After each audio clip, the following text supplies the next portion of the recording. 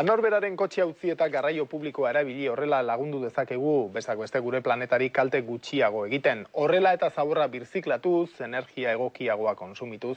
Izan ere, Euskaldunon jarduera mundu guztiak izango balu, bi planeta terdi beharko genituzke oraingo martxan bizitzeko. Hori dio behintzat gure aztarna ekologikoak.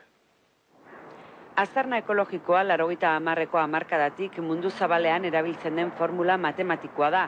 Hain zuzen, herrialde bakoitzak kontsumitzen dituen natur baliabideak produzitzeko beharko lukeen azalera adierazten duen formula. Jaurlaritzako ingurumen sailak Euskal Autonomia Erkidegoarena kalkulatu du lehenengo aldiz eta datua kezkagarria da.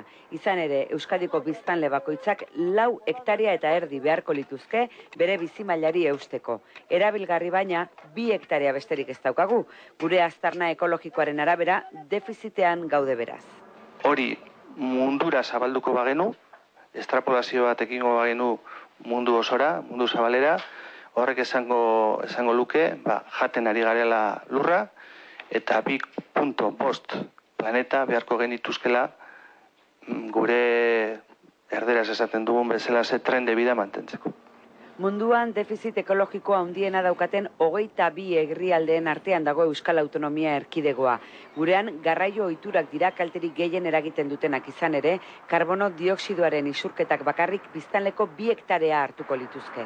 Egoera horri aurre egitea gure eskuetan ere badagoela gogoratzeko Eusko Jaurlaritzako ingurumen sailak honelako egutegi bana bidaliko du Euskadiko etxeetara. Bertan, hilabetez hilabete, inguru giroari buruzko hainbat datu eta mezu zabalduko dituzte.